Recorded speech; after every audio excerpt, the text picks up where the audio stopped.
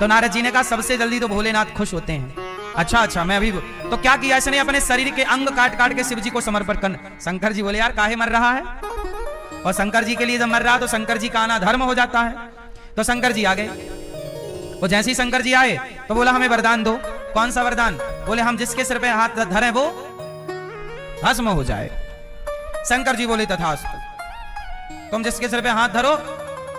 तो उस भस्मासुर ने कहा कि पहले आप पे ही चेक करें शंकर जी, क्योंकि पता नहीं हमारा वरदान सही है कि नहीं, तो एक बार आपके सिर में हाथ धर के चेक करेंगे हम। और शंकर जी भागे, और शंकर जी के पीछे पड़ गए। अब शंकर जी भाग रहे हैं यहां वहां, पूरे संसार में भाग रहे हैं। अब भस्मासुर लगा पीछे। देखो शंकर जी वरदान देके फंस गए। शंकर जी वरदान देके जब शंकर जी फंसते हैं और जब ब्रह्मा जी फंसते हैं तब भगवान नारायण भगवान विष्णु ही इनको निकालते हैं। तो शंकर जी ने आवाज लगाई, हे प्रभु सुन रहे हो? भगवान बोले हाँ आओ जल्दी। भगवान बोले क्या हुआ? अरे चेला परेशान कर रहा है, चेला हमारी खोपड़ी में हाथ रखना चाहता है। तो भगवान बोले आओ। तो भगवान मोहिनी बनकर आए, मोहिनी अवतार।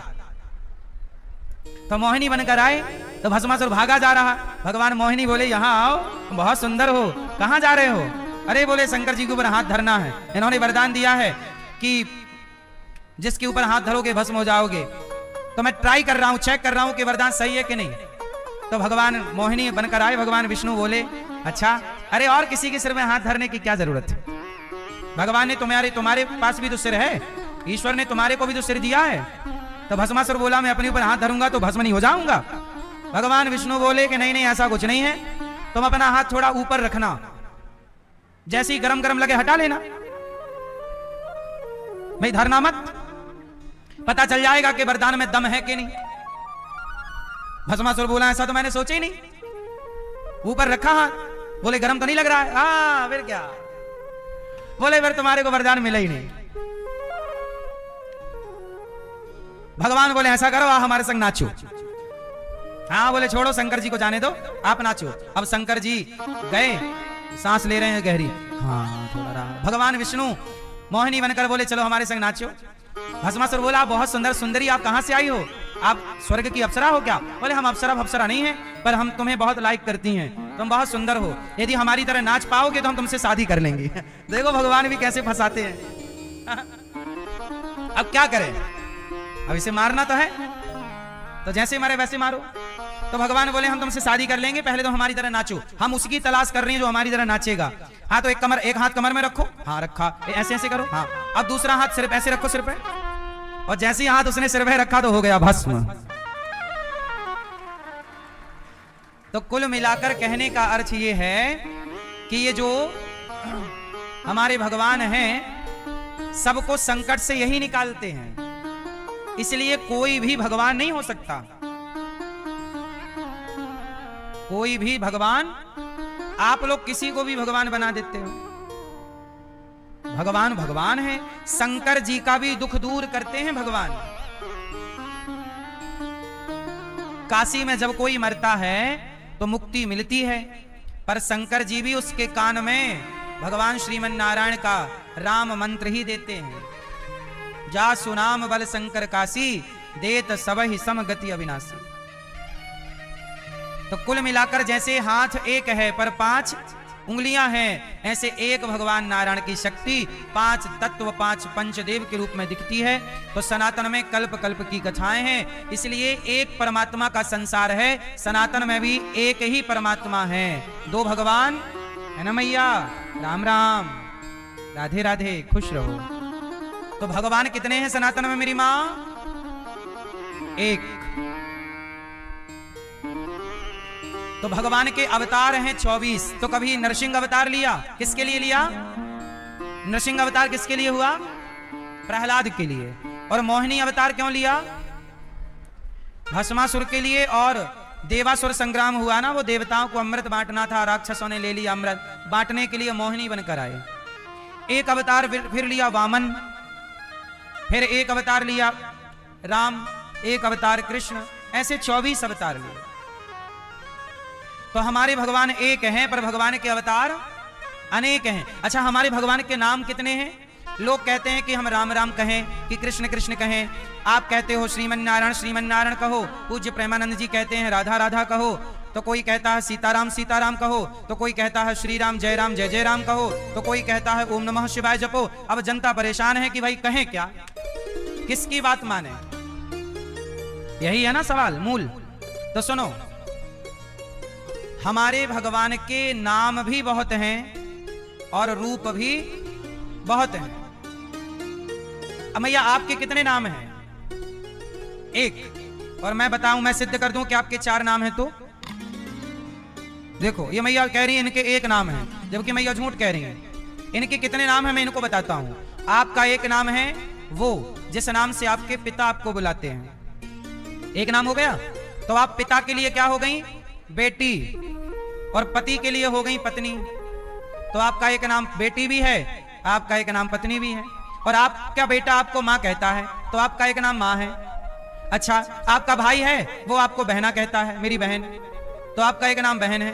आप 1 हो, लेकिन आपको देखने वाले 4 हैं, तो आपको 4 रूपों में देखा गया। भाई बाप के लिए आपका रूप अलग है और पति के लिए आपका रूप अलग है, भाई के लिए रूप अलग है और बेटे के लिए रूप अलग है, लेकिन आप तो 1 हैं। ऐसे ही जैसे आप 1 हैं पर आपको देखने वाले बहुत हैं, तो आपको अनेक रूपों से और अनेक नामों से देखा गया और बोला गया, ऐसे परमात्मा 1 ही हैं। भगवान को देखने वाले भक्त अलग अलग हैं, तो अनेक भक्तों ने उस 1 ही परमात्मा को, कोई कृष्ण कह के बुलाया, किसी ने राम कहकर बुलाया, उसी को किसी ने नारायण कहकर बुलाया, उसी को किसी ने जगन्नाथ कहा, किसी ने द्वारिकाधीश कहा, किसी ने विठ्ठलनाथ कहा, किसी ने राधा कहा, किसी ने सीता कहा।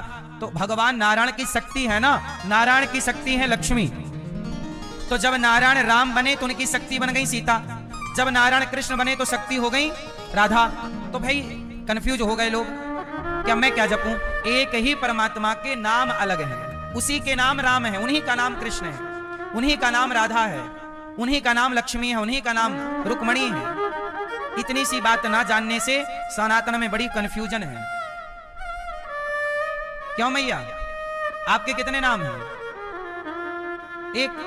अभी तो आपने सुना कि बहुत नाम, फिर और भी नाम हैं। आपके घर में जो आपका पोता होगा वो आपको दादी कहता होगा, आपका 1 नाम दादी भी है, 1 नाम नानी भी है, 1 नाम बुआ है, 1 नाम मासी है, 1 नाम मामी है, 1 नाम आपका ननद है, ये हमारी ननद, ये 1 नाम और है जिठानी, और आपका 1 नाम और है देवरानी, और आगे चल के 1 नाम और बनेगा आपका सास। बहू कहेगी ये मेरी सास, जो सांस नहीं लेने दे रही है। तो आपके ही जिंदगी में आपके ही 10-12 नाम हो जाते हैं। बोलो हाँ। आपका 1 नाम और है आंटी। हाँ। आज के आधुनिक लड़के क्या बोलते हैं आपको? फिर तो आप 1 हैं, लेकिन आपके नाम अनेक हैं, और अनेक व्यक्ति आपको अनेक नाम से पुकार रहे, लेकिन सुनने वाली 1 ही है। बोलो हाँ। जब पोता तुम्हें बुलाएगा, पिता तुम्हें बुलाएगा, पुत्र तुम्हें बुलाएगा, तो सुनोगी तुम 1 ही हो सुनने वाली। बुला सब रहे हैं और अलग अलग। सास उसी समय आवाज लगा रही, बहू चाय बनी, तभी बेटे ने माँ मेरा नाश्ता हुआ, टिफिन तैयार हुआ, कि पति ने कहा मेरा चश्मा कहाँ है, सुनती हो? एक समय पर 3 आवाज आई, लेकिन वो 3 आवाज 1 के लिए थी। बोलो हाँ। ऐसे ही परमात्मा को कोई अलग अलग आवाजों में, अलग अलग नामों में पुकार रहा है, पर सुन 1 ही परमात्मा रहा है, वो दूसरा थोड़ी है। ईश्वर चाहे आप राम राम कह के वहां पहुंचो, कृष्ण के नाम कृष्ण है, नाम राम है, नाम विष्णु है, नाम नारायण है, नाम ही तो बदले हैं, व्यक्ति थोड़ी बदला है। इसलिए भगवान के बारे में कहा अनेक रूप रूपाय विष्णवे प्रभु विष्णवे। भगवान के अनेक नाम है और अनेक, इसलिए हर रूप में अपने परमात्मा को देखो। तेरे रूप अनेक तू 1 ही है, तेरे नाम अनेक तू 1 ही है। देखने वाले भक्तों ने तो गधे में और कुत्ते में भी अपने परमात्मा को देख लिया। बोलो हाँ। इसलिए कंफ्यूज होने की जरूरत नहीं है। सनातन कंफ्यूज नहीं करता, हर नाम की महिमा है। कोई भी नाम किसी नाम से छोटा या बड़ा। अब आप कहो कि राधा राधा, राधा नाम सबसे बड़ा है, तो क्या कृष्ण नाम छोटा है? क्या विष्णु नाम छोटा है? कोई कहे कि राम नाम सबसे बड़ा है, क्योंकि मुर्दे के साथ वही बोला जाता है, राम नाम सत्य है, बोले राम बड़ा है, तो क्या विष्णु नाम छोटा है? क्या नारायण नाम छोटा? ये सब 1 के ही अनेक नाम पड़ गए। बोलो हाँ। बात समझ में आई? अच्छा, इसका एक और रहस्य है, कहो तो मैं सुनाऊं। ऐसा है, सारे नामों को भक्त ही जीवित रखते हैं। सारे नामों को कौन जीवित रखता है? भक्त। इसलिए भगवान के नाम जो हैं सबको जीवित रखना है। इसलिए कहते हैं एक नाम पकड़ लो, तुमने वो नाम पकड़ा तो वो नाम है। अब जैसे कुछ नाम ऐसे हैं भगवान के जो नाम लिखे तो हैं पर कोई जानता नहीं है। अब जैसे भगवान का एक नाम है पुंडरीकाक्ष, पर इस नाम का प्रचार कम है, पर यह भी एक नाम है प्रभु का। भगवान का एक नाम है गोदारंगमन्नार भगवान। क्या नाम है? गोदारंगमन्नार भगवान। पर इस नाम का प्रचार उत्तर में कम है, दक्षिण में ज्यादा है। दक्षिण भारत में है भगवान का ही नाम। तो अब कई बार क्या है, एक नाम ज्यादा हाईलाइट हो जाता है तो लोग उस नाम को मानते कि यही सर्वोपरि है। पर भगवान के सभी नाम, कोई नाम ऐसा नहीं है कि ये नाम श्रेष्ठ नहीं। सारे नाम, कोई एक नाम ऐसा नहीं है जिस नाम की महिमा कम हो। बोलो हाँ कि ना? भगवान का एक नाम है तिरुपति बालाजी। एक नाम है भगवान का वेंकटेश। क्या नाम है? पर वेंकटेश इस उत्तर भारत में इस नाम का प्रचार कम है, दक्षिण भारत में इस नाम का प्रचार ज्यादा है। वेंकटेश भगवान की जय। बोलो हाँ। तो किसी किसी स्थान पर किसी नाम की महत्ता ज्यादा है। जैसे आप महाराष्ट्र जाओगे तो वहां विठ्ठल नाम की महिमा ज्यादा है। विठ्ठल विठ्ठल विठ्ठला पांडुरंग। आप उड़ीसा जाओगे तो वहां जगन्नाथ जी के नाम की जय जगन्नाथ, जय जय जगन्नाथ स्वामी नयन पथगामी। आप बद्रीनाथ जाओगे तो जय बद्री विशाल, जय बद्री विशाल। द्वारिका जाओगे जय द्वारिकाधीश, जय द्वारिकाधीश। वृंदावन आओगे राधे राधे राधे राधे। तो सबने, हर तीर्थ ने, आप अयोध्या जाओगे तो सीताराम सीताराम, वहां सीताराम की महिमा ज्यादा है। हरिद्वार जाओगे हर हर महादेव, हर हर काशी जाओ ओम नमः शिवाय, ओम नमः शिवाय। तो हर तीर्थ ने भगवान के नाम की महिमा को बचा रखा है। बोलो हाँ। इसलिए कोई भी नाम कम नहीं है, सभी नाम अपने आप में परिपूर्ण है। पूर्णमदः पूर्णमिदं पूर्णात् पूर्णमुदच्यते। कोई भी नाम अपूर्ण नहीं है। वाणी से जो निकल जाए, राम निकल जाए, कृष्ण निकल जाए, सीताराम निकल जाए, राधे कृष्ण निकल जाए, लक्ष्मी नारायण निकल जाए, कुछ भी निकल जाए। अजामिल के मुख से धोखे से नारायण निकल गया। एक पिंगला नाम की वैश्या थी, उसके मुंह से धोखे से राम का केवल रा निकल गया। राम मां नहीं बोल पाई, इसमें कल्याण हो गया। आधा नाम, उल्टा नाम। राम तो सीधा है, बोलो राम। अब राम का उल्टा करो तो बनेगा मरा। मरा जपा रत्नाकर नाम के डाकू ने, लूट लेता था सबको, बच्चों को मार डालता था। नारद जी बोले नारायण नारायण। रत्नाकर बोला पकड़ो। नारद जी को पकड़ा, बांध दिया पेड़ से। बाबा जी तुम्हारे पास पैसा है, जल्दी निकालो। नारद जी बोले हमारे पास बीणा है, वो कीर्तन है, कहो श्रीमन नारायण। बोले नहीं, तुम पैसे निकालो। रत्नाकर बोला पैसे। नारद जी बोले ये बता, तू रास्ते से निकलने वाले हर व्यक्ति को लूट लेता है और मार डालता है, ये जो पाप तुझे लगा है ये पाप कौन भोगेगा? रत्नाकर बोला पैसा मेरी पत्नी रखती है सारा, तो मेरा पाप वो ही भोगेगी। नारद जी बोले पत्नी नहीं भोगती। बोले बाप भोगेगा, बाप को भी देता हूं। बोले तेरा बाप नहीं भोगेगा। बोले बेटा को भी देता हूं पैसा, बेटा भोगेगा। बोले बेटा बेटा नहीं भोगेगा।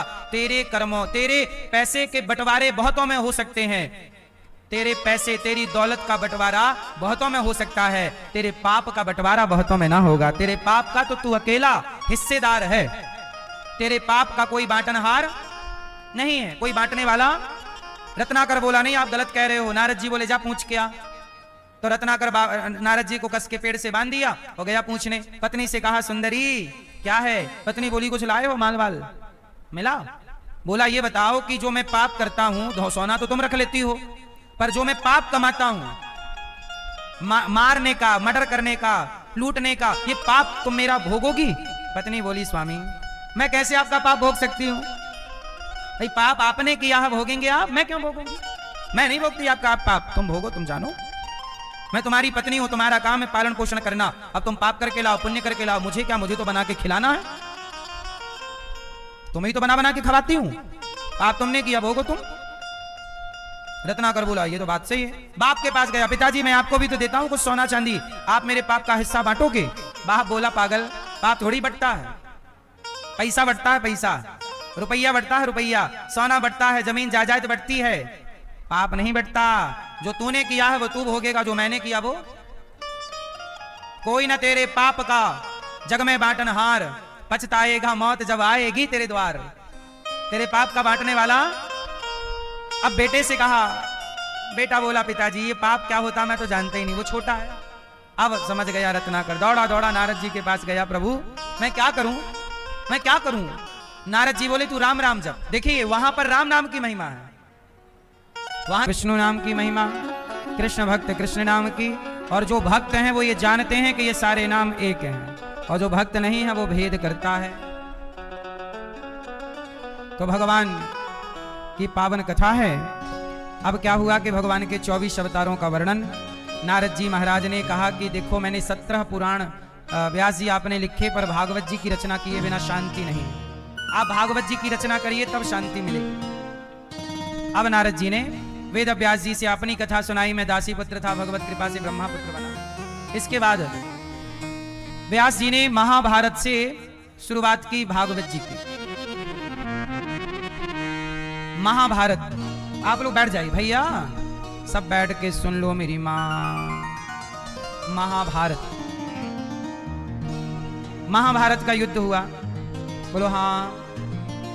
महाभारत के युद्ध में पांडव जीते और कौरव, कौन हार गया?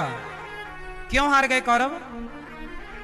मैया, ओ मेरी मां, पीछे वाली मैया बैठ जाओ मेरी मां। मैया, पांडव क्यों जीत गए और कौरव क्यों हार गए, कौन बताएगा? मैया बताओ, पीली मैया चश्मा वाली, हाँ बताओ, पांडव क्यों जीते कौरव क्यों हारे? उत्तर दो। क्यों? पांडव इसलिए जीत गए क्योंकि पांडव धर्म से चलते हैं। कौरव इसलिए हार गए क्योंकि कौरव अधर्मी हैं, पापी हैं। पापी कितना भी ताकतवर हो, हार हमेशा पापी की ही होगी। इसलिए पापी मत बनना। आजकल लोग कहते हैं बहुत पाप कर रहे हैं वो लोग। कलयुग ना पाप युग है। कलयुग जो है पापी को बढ़ाता है और बढ़ा करके तुरंत नाश कर देता है। जैसे दीपक जब बुझने वाला होता है ना तो तेज जलता है, बोलो हाँ।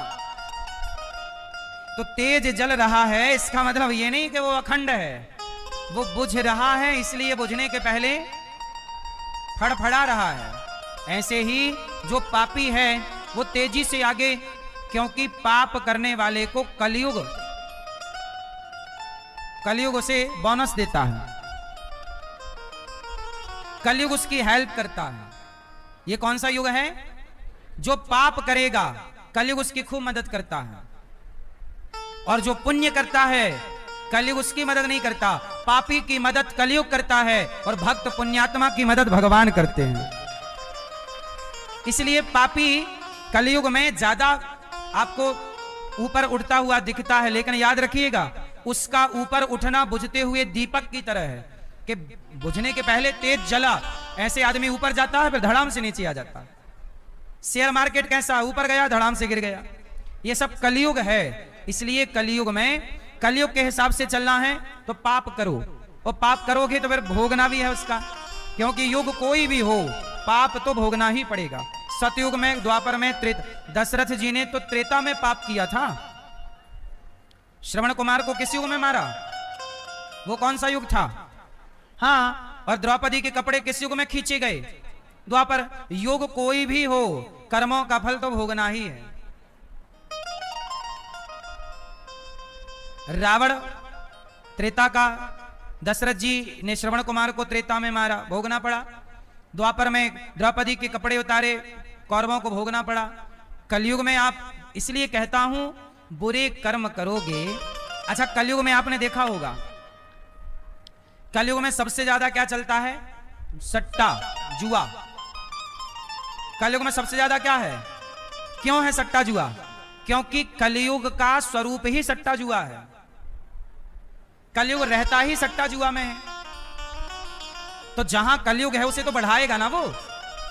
अच्छा, कलयुग में ज्यादा शराब है, शराब तो घर घर पहुंच रही है, शराब पीने वाले लोग ज्यादा हैं। तो क्यों ज्यादा हैं? क्योंकि कलयुग में शराब में ही कलयुग का वास है, तो वो ज्यादा अपने कस्टमर बढ़ा रहा है, अपने ग्राहक बढ़ा रहा है। अच्छा, कलयुग में कलयुग कहां रहता है? पराई स्त्री पराई पुरुष के वो इलू इलू में। इसलिए कलयुग में यही ज्यादा, हर अखबार उठाओ आपको सुनने को मिल जाएगा, यहां रेप हुआ, यहां वो फलानी स्त्री भाग गई पुरुष के संग, पुरुष भाग गया स्त्री के संग, यही खबरें हैं आजकल। बोलो हाँ।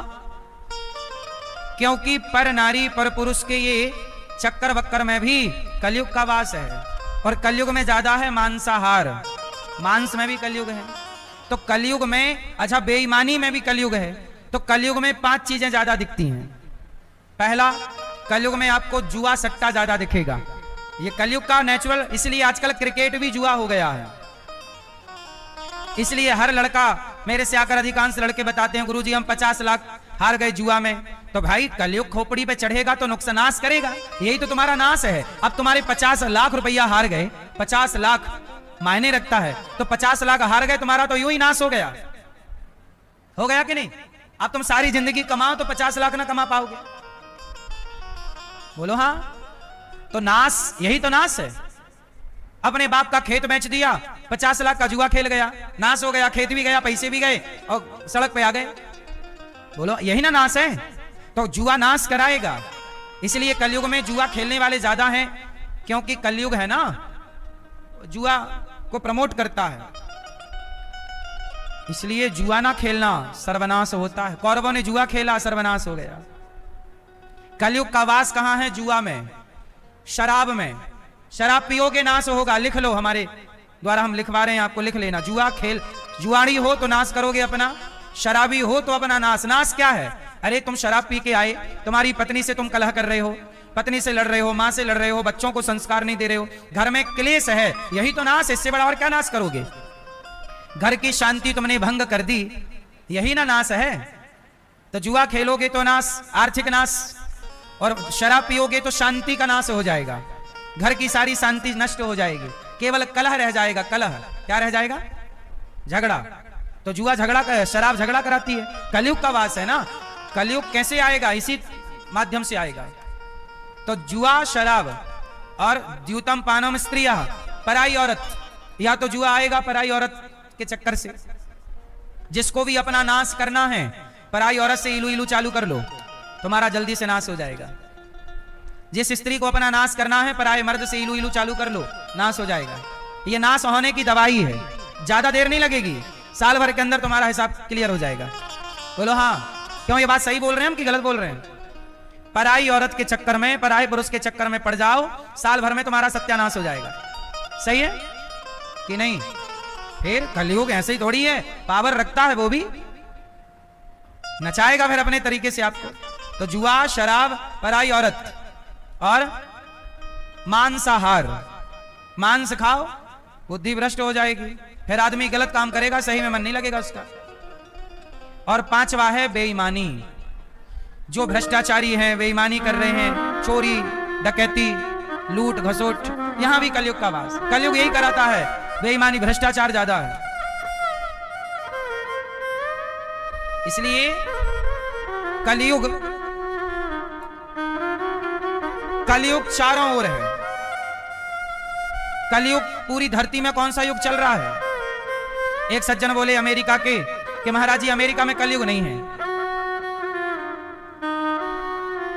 हमने कहा है सब जगह, दिख नहीं रहा। भारत में कलयुग ज्यादा है, जुआ और भ्रष्टाचार के रूप में ज्यादा कलयुग दिखता है। अमेरिका में ज्यादा कलयुग कहां दिखता है? पर स्त्री पर पुरुष। पर स्त्री पर पुरुष का कॉन्सेप्ट वहां ज्यादा है। वहां शादी होती नहीं, लिव इन में रहते हैं लोग। जो भारतीय हैं वो तो हैं अच्छे भारतीय, जो भारत के लोग अमेरिका में वो तो अपने भारतीय हैं, वो तो अपने कल्चर को फॉलो करते हैं। लेकिन जो वहां के लोकल हैं, वहां शादी कहां करते हैं? क्यों मैया बताएंगी? शादी करते हैं वहां के लोग? शादी नहीं करते वहां बिना शादी के रहते हैं लिव इन में। क्यों बाबूजी? शादी करते ही नहीं। और शादी करी, 1 साल रहा, फिर दूसरी ले आए, फिर तीसरी। वहां इसलिए वहां माँ का नाम क्लियर होता है, कन्फर्म। वहां बाप का नाम कन्फर्म नहीं होता। जो वहां की लोकल आबादी है उसके लिए है ये। वहां माँ कन्फर्म सबकी है, क्योंकि माँ तो कन्फर्म ही रहेगी, पर बाप कन्फर्म नहीं है। कोई पता नहीं लगा सकता किसका लड़का है, क्योंकि बहुत बदल जाते हैं। तो वहां चरित्रहीनता ज्यादा है। क्यों मेरी माँ? ये बात सही है कि गलत है? ये मैया को तो रहते 40 साल हो गए अमेरिका। कितने साल हो गए? 20, 45, 45 साल हो गए। मैया बाबूजी भी रहते हैं, इनको ज्यादा अनुभव है। वहां पर चरित्र नहीं है, चरित्र के मामले में वो नहीं है। चरित्र के मामले में हम लोग भारत के लोग अच्छे हैं, हमारे भारत का चरित्र अच्छा है। अच्छा, भ्रष्टाचार वहां नहीं है, भ्रष्टाचार यहां ज्यादा है। कुछ मामले में अमेरिका आगे है, कुछ मामले में भारत आगे है। चरित्र यहां का अच्छा है और व्यवस्थाएं वहां की अच्छी हैं। भ्रष्टाचार वहां नहीं है, वहां सड़कें बनती हैं 100 साल के लिए, भारत में सड़क बनती है 5 साल के लिए।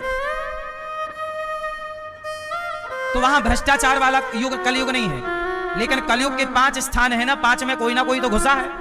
एक भी है तो मतलब कलयुग है। बोलो हाँ मैया, बोलो हाँ कि ना। बाबूजी मोबाइल पे सर्च कर रहे हो क्या, कहां कलयुग है कहां नहीं है? नहीं? अच्छा, फोन आ गया किसी का?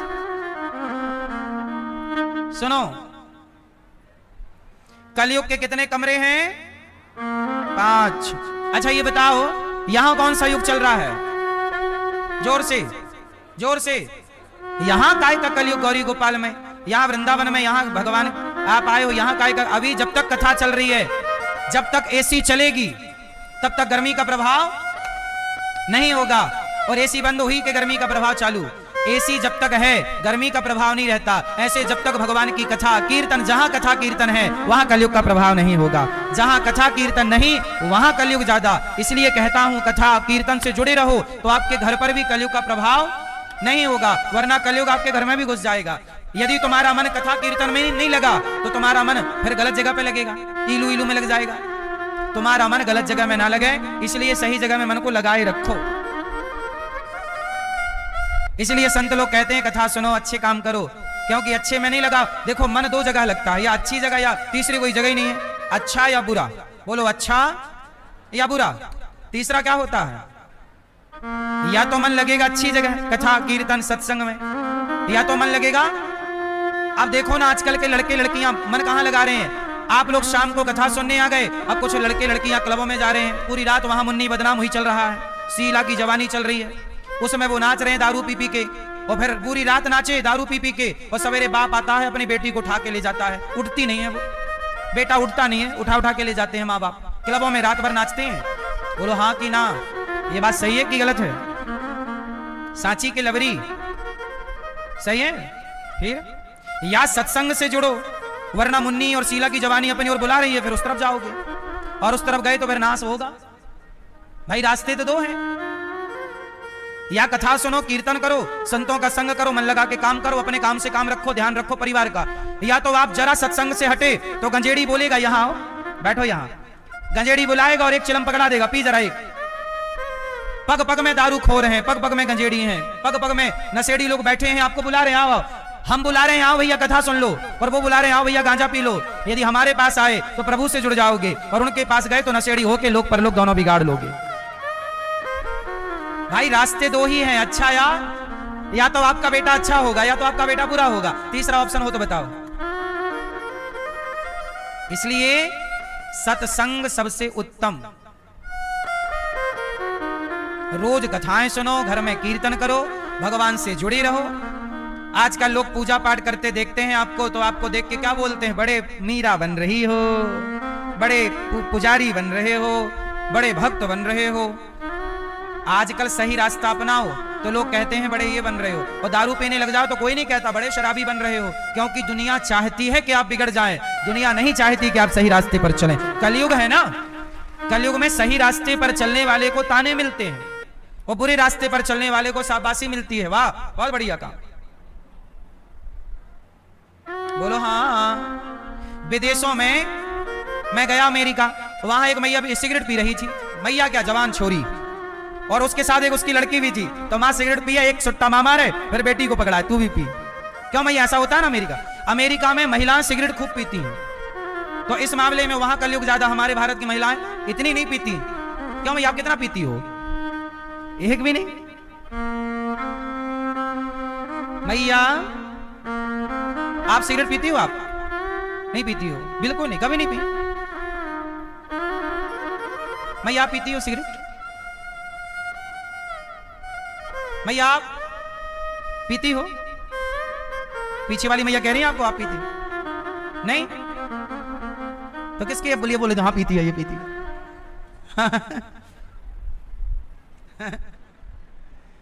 तो विदेशों में सिगरेट ना माँ बेटी दोनों पीती हैं। जैसे माँ पिएगी, आधी आधी माँ पी जाएगी, आधी बेटी को देगी, आधी तू पी। तो वहां सिगरेट ज्यादा है, वहां ऐसे ही है। कपड़े लत्ते बेचारे पहनते ही नहीं है ज्यादा वहां, तो ऐसे ही है। तो वहां का कल्चर है, ठीक है। अपना भारत थोड़ा ठीक है, लेकिन अब भारत को भी लोग विदेश बना रहे हैं। इसलिए कहता हूं कलयुग से बचना है, एक ही रास्ता है, भगवान की शरण में। ठंडी से बचना है तो कहां जाओगे? आग के समीप जाओ, ठंडी से बच जाओगे। जैसे आग के पास जाते ही ठंडी पीछा छोड़ देती है, ऐसे ही भगवान के पास जाओ तो कलयुग पीछा छोड़ देता है।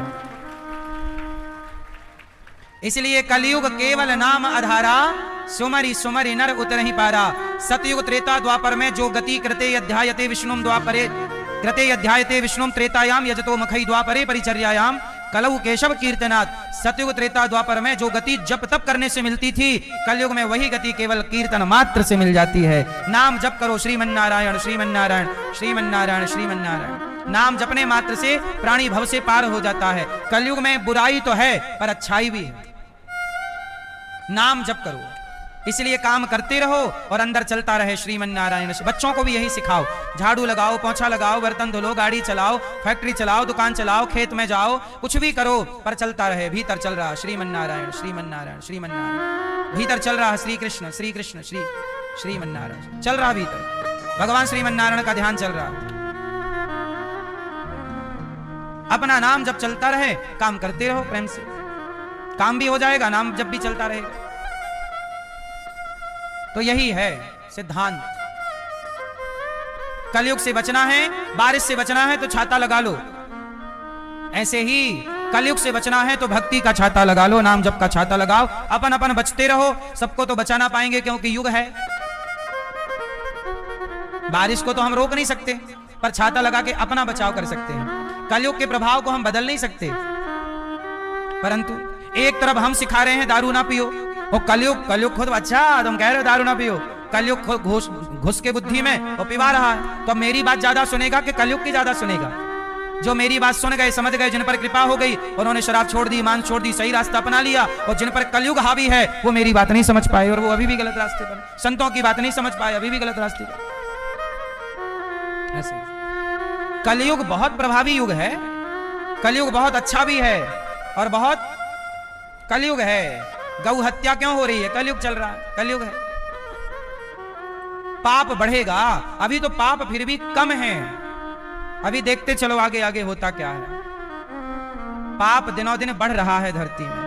जब पाप अधिक बढ़ जाएगा तब यह धरती गाय का रूप बना के प्रभु के पास जाएगी। प्रभु अब नहीं सहा जा रहा है, तब पृथ्वी के निवेदन पर, गाय के निवेदन पर भगवान कल्कि अवतार लेंगे और कलयुग में कल्कि बन करके आएंगे। पापियों को मार मार कर धर्म की स्थापना करेंगे और भगवान कल्कि भगवान जब पापियों को मार देंगे तब जाकर के भगवान सतयुग में प्रवेश करेंगे और वहीं से सतयुग की स्थापना हो जाएगी।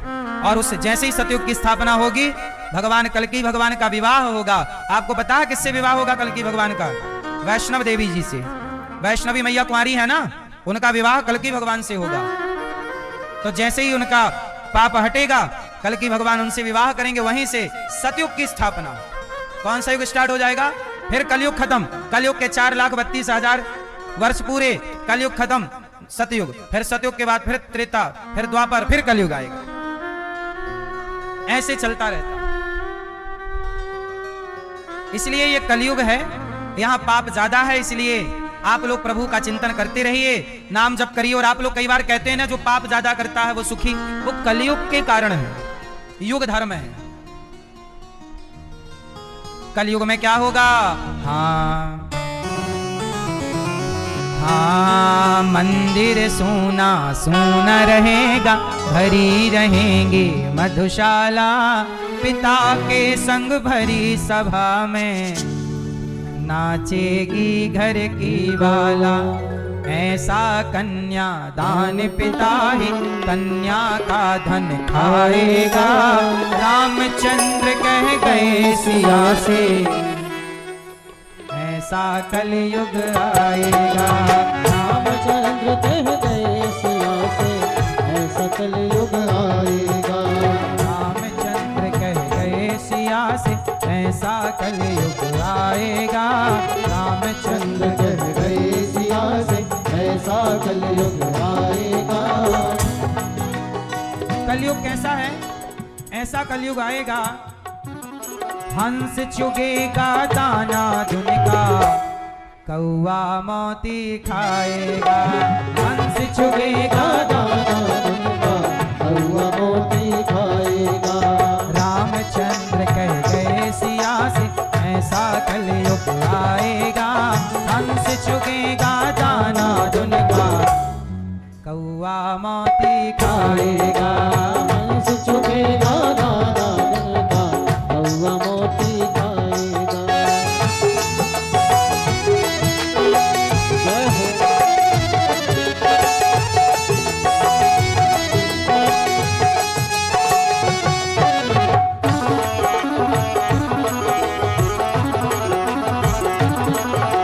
और क्या होगा कलयुग में?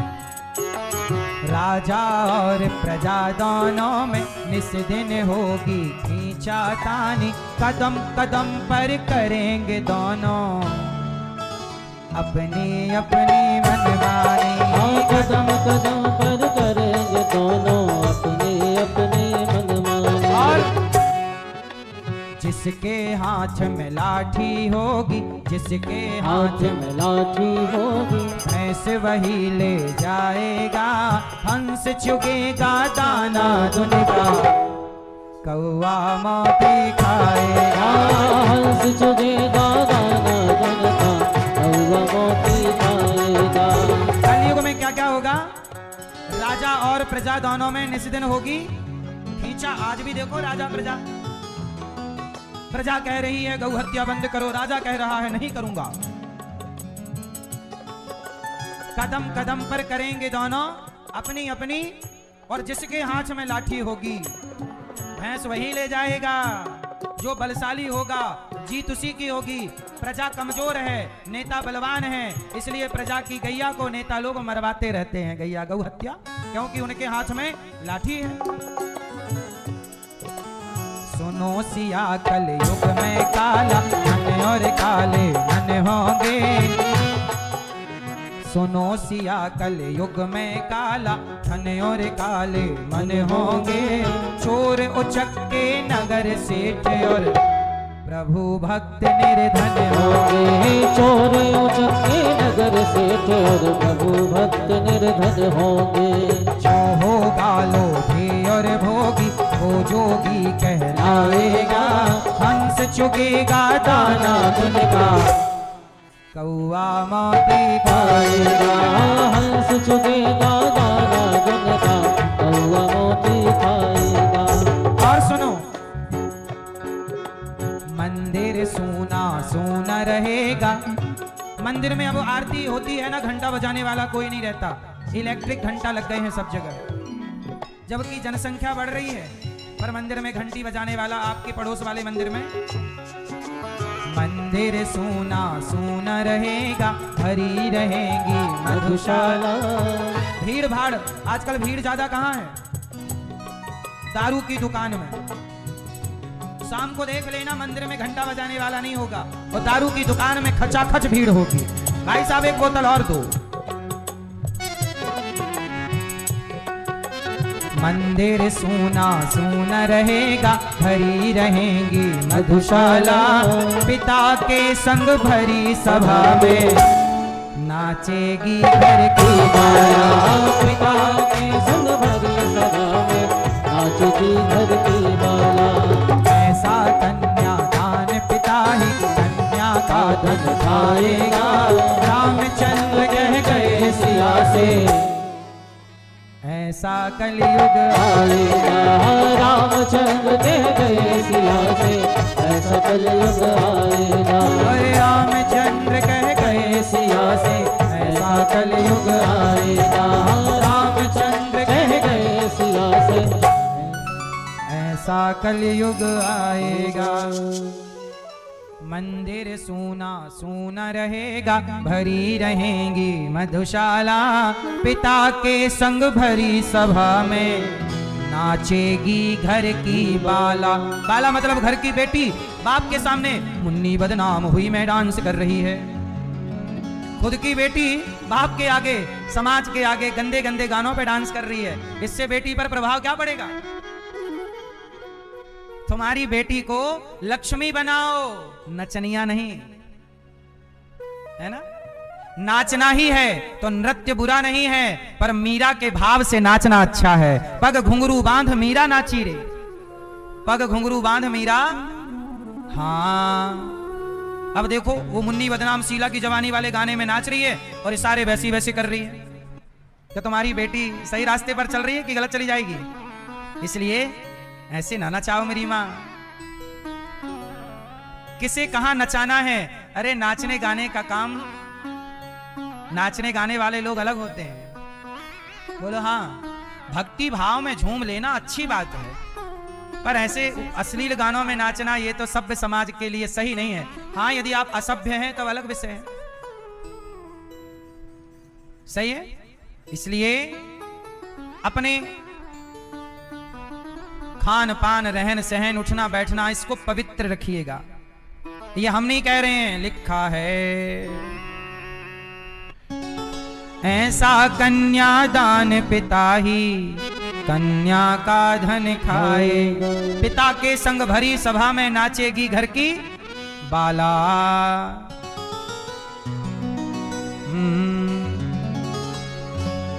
बाला बाला शैतान का साला। अब इसमें ही नाचेंगे तो देखो वही लिखा ही है ना। सिया जी ने पूछा, प्रभु कलयुग में कोई धर्म कर्म होगा कि नहीं? तब भगवान ने कहा, धर्म भी होगा, कर्म भी होगा, किंतु शर्म नहीं होगी। बात बात में मात पिता को बेटा आंख दिखाएगा। बात बात पे मात पिता को छोरा आंख दिखाएगा। कलयुग में ऐसी होगा, धर्म होगा, कर्म होगा, परंतु शर्म। इसलिए आजकल ना शर्म की बड़ी कमी है, शर्म नहीं है। बेटा अपने बाप को आंख दिखा रहा, तुम्हें शर्म नहीं आई? जैसे बाप ने तुम्हें पढ़ा लिखा के योग्य बनाया, उस बाप को तुम